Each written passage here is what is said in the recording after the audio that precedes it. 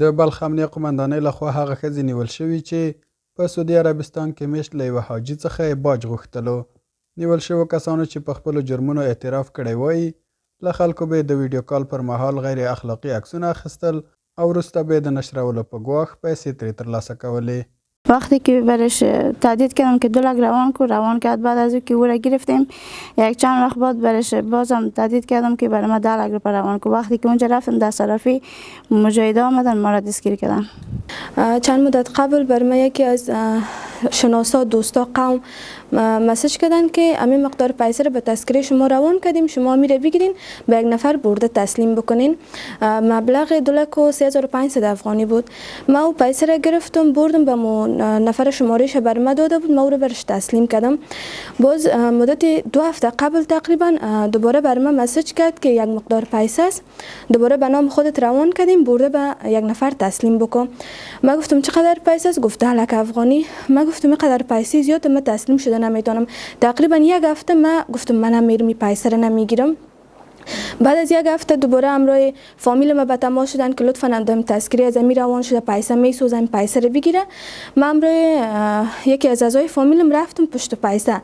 برای ما گفتن که این پیسه رو بگیم. دلیلش هم گفتن که این تو یک موضوع است عزت و آبروی نفر در بین است، به خاطر عزت و آبروی نفر این پیسه رو بگی ببر به نفر تسلیم بکن. ما اونجا رفتم پشت پیسه. دیگه از قضایاش خبر نداشتم که پیش از او خبر نداشتم که موضوع اخطار است. وقت خبر شدم گفتم خیر من به خاطر عزت و آبروی همون نفر میرم پیسه رو تسلیم میکنم. اما قدر بود که من صرافی رفتم مامور صاحب مرا دستگیر کردن. دا یوازې یوه تورنه میرمن نه ده چې د باج اخیستلو په تور نیول شوې. د بلخ امنیه قومندانۍ جنایي جرمونو پر وړاندې د مبارزې مدیریت مسؤلین وایي په تېره اونۍ کې 7 کسان نیولي دي چې 2 پکې نورې ښځې هم شاملې دي. مظنونین دا چې زموږ سره ناست دي ستاسې په مخ کې حضور لري او دوی په خپلو اشتباهاتو یا په خپلو هغه بدو کړنو باندې اعتراف دي. وروسته در تکمیل د قضیه چې کله تکمیل سوه دوسیه یې جوړه سوه موږ به قضایي او عدلي ارګانو ته وسپارو. جریان کې د دې خبرو یوه غوښتنه د خپلو بلخ ولایت د ټولو وروڼو څخه دا ده که چیرې څوک د داسې موضوعاتو سره مخ کېږي بلاکمیل یا متضرر په داسې قضایاوو کې دی مراجعه وکړي قومندانۍ ته او عمومي قومندانۍ ته د بلخ موږ رسیدګي ورته کوو او مظنونین یې ټینګوو د قانون منګولو ته یې سپارو. په ورته وخت کې یو شمېر زیانمن شوي کسان د خپلو تجربو له شریکولو سره د حکومت له جدي اقداماتو خوښي ښیي او غوښتنه کوي تر څو د دغه ډول کسانو مخه ونیسي.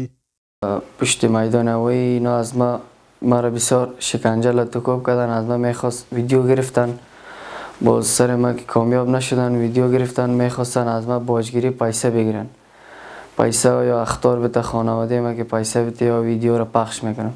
باز در مواقع یک موتر 2000 باز ما را کمک کرد. باز از مجاهدین بسیار خواهشمند هستیم که اینطور آدم ها را بگیره. 4 نفر دست ما یک کردیم، 1 نفر ویدیو گرفتیم میخواستیم که از او پیسه بگیریم، از طریق مجاهدین دستگیر شدیم. د بلخ امنیه قومندانۍ دا ثابته کړې چې د خپلو مسؤلیتونو اړوند بېلابېلو پیښو ته پر وخت رسیدنه کوي او بیا هم د یاد ولایت له اوسېدونکو غواړي چې د هر ډول شکمنو پیښو په صورت کې د دوی سره اړیکه ونیسي.